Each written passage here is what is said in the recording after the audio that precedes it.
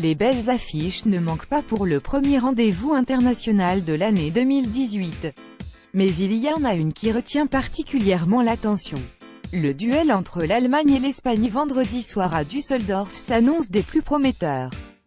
Sur le papier, il a même une bonne tête de finale pour le prochain mondial en Russie tant ces deux nations ont su poser leur empreinte sur la dernière décennie. Les deux derniers champions du monde, c'est ce qui donne tout le prestige de ce duel. D'un côté, l'Allemagne, sacrée championne du monde en Brésil en 2014. Et de l'autre, l'Espagne, titre en 2010 en Afrique du Sud. Ce match verra ainsi s'affronter les deux dernières nations qui ont soulevé le trophée. La Rora reste évidemment sur un très gros fiasco en Coupe du Monde. Tenante du titre en arrivant au Brésil, elle avait disparu de la compétition dès la phase de poule. L'Espagne avait également déçu à l'Euro avec une sortie de route dès les huitièmes de finale. Mais elle a clairement repris des couleurs avec Julen Lopetegui. Mario Götze lors du sacre mondial de l'Allemagne en 2014. Panoramique: difficile de trouver meilleur parcours que celui de l'Espagne durant les éliminatoires.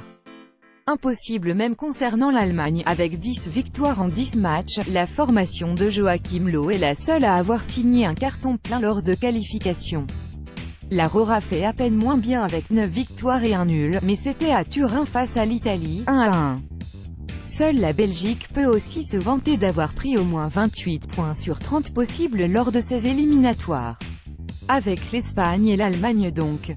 Les deux modèles de référence que ce soit pour la formation ou la philosophie de jeu, l'Allemagne et l'Espagne sont les deux nations les plus souvent citées en exemple.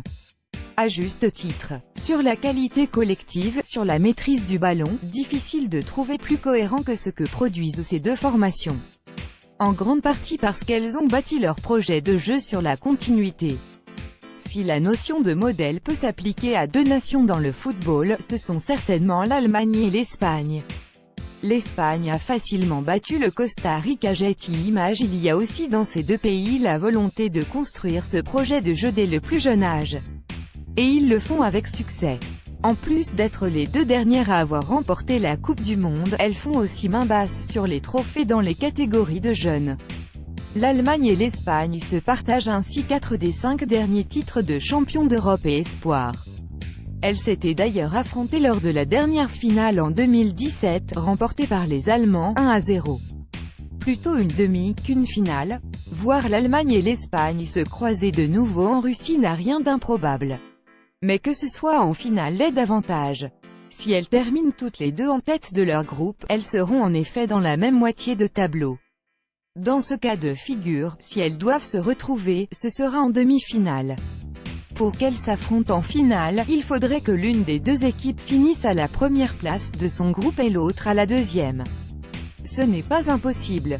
Si la Mannschaft part favorite pour finir en tête du groupe F, c'est moins net pour la Rora dans un groupe B où figure aussi le Portugal, qui était placé dans le premier chapeau au moment du tirage. L'hypothèse de voir l'Allemagne et l'Espagne boucler le premier tour en tête de leur groupe respectif semble quand même plus probable.